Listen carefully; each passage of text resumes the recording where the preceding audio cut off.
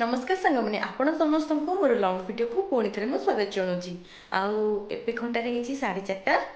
ଆମେ ବାହାରିଛୁ ଗୋଟେ ଜାଗାକୁ ବୁଲିଯିବୁ। ଆଉ ସେଥିପାଇଁ ଭିଡ଼ିଓକୁ ଶେଷ ପର୍ଯ୍ୟନ୍ତ ଦେଖନ୍ତୁ ଆମେ କୁଆଡ଼େ ଯାଉଛୁ ଆଉ କ'ଣ କରୁଛୁ। ମୋ ଝିଅ ତ ଶୋଇଛି, ତାକୁ ଆମେ ସେମିତି ନେଇକି ପଳେଇବୁ।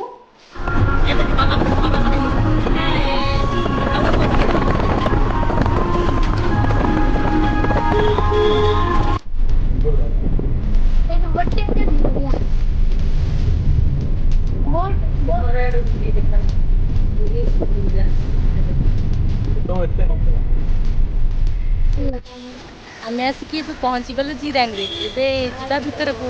ହାଏ, ଏବେ ଯିବା ଭିତରକୁ, ଜିରାଙ୍ଗ ଭିତରକୁ ଯିବା, ବୁଲିକି ଆସିବା କେମିତି ହେଇଛି। ଏବେ ଭିତରକୁ ଆମେ ପ୍ରବେଶ କରିବୁ। ଏଇଠି ଆମର ଟିକେଟ କଟା ହବ। ଏଇଠି ବାପା ଉଠଉଛନ୍ତି ଝିଅର ଫଟୋ।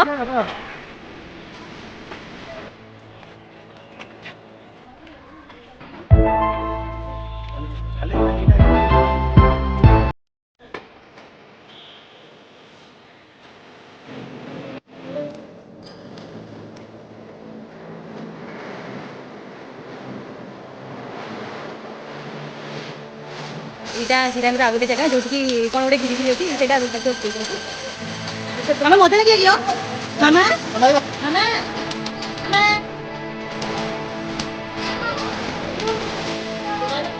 ଏଇଠି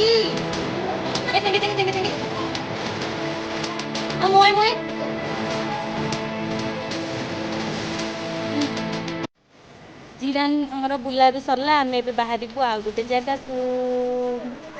ଏବେ ଆସିଲୁ ଖସଡ଼ା ଜଳପ୍ରପାତ।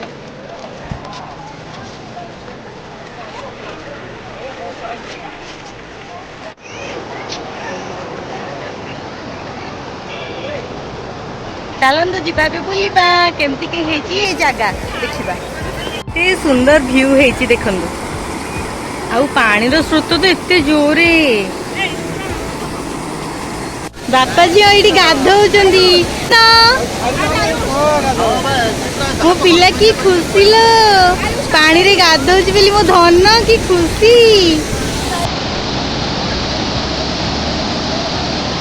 ଏଇଠି ବାପା ଝିଅ ଖେଳୁଛନ୍ତି ଦୋଳି। ଆମେ ଆସିଛୁ ରେଷ୍ଟୁରାଣ୍ଟକୁ ଖାଇବା ପାଇଁ। ଭୋକ ଲାଗିଲାଣି, କିନ୍ତୁ ଏଇଠି ବାପା ଝିଅ ଖେଳୁଛନ୍ତି ଦୋଳି। ଖାଇବା ଅର୍ଡର ଦେଲଣି ନା ନାଇଁ? ନାଇଁ ଖାଲି ବସିଛ? ଦେଲଣି? ହଉ।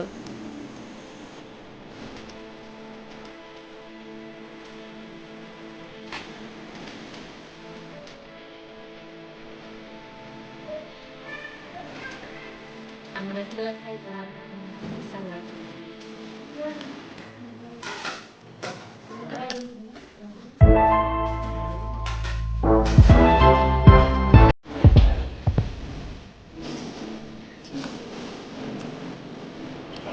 ଟମାଟୋ, ପିଆଜ, ଟମାଟୋ। ଡଙ୍ଗାରେ ଆସିଛି ଆମର ମସରୁମ ଚିଲି।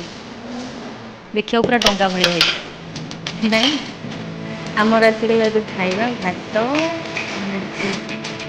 ଛତୁ ଚିଲି, ପନିର ତରକାରୀ ସବୁ ବସି ପଡ଼ିଲେ ଖାଇବା ପାଇଁ। ଜାଗାର ନାଁ ହଉଛି ତପ୍ତପାଣି,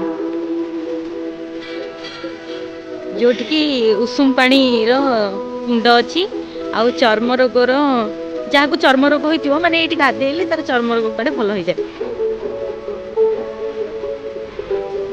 ଗରମ ପାଣିର କୁଣ୍ଡ।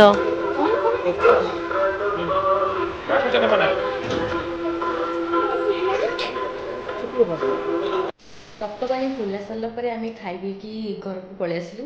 ଆଉ ସମସ୍ତେ ଯେହେତୁ ବୁଲାବୁଲି କରିକି ହାଲିଆ ହେଇଯାଇଛନ୍ତି, ସମସ୍ତେ ଶୋଇବାକୁ ପଡ଼ିଲାଣି। ଆପଣମାନଙ୍କୁ ଭିଡ଼ିଓ କେମିତି ଲାଗିଲା? ଆଉ ଯଦି ଭଲ ଲାଗିଥିଲା